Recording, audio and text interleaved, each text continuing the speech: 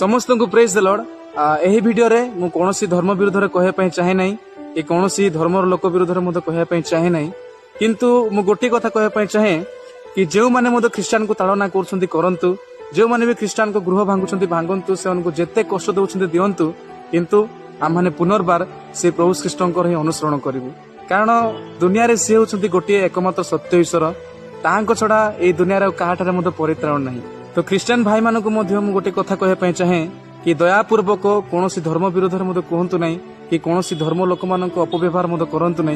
कारण आम मैंने हूँ ख्रीष्ट संतान, तो आम मैंने सदा सर्वदा शांति रहा दरकार, अन्य मानक प्रेम करवा दरकार। तो आम मैंने प्रत्येक शेष काल जानिबा कि प्रकृत में सत्य ईश्वर किए, पुणी प्रकृत में परित्राणदाता किए।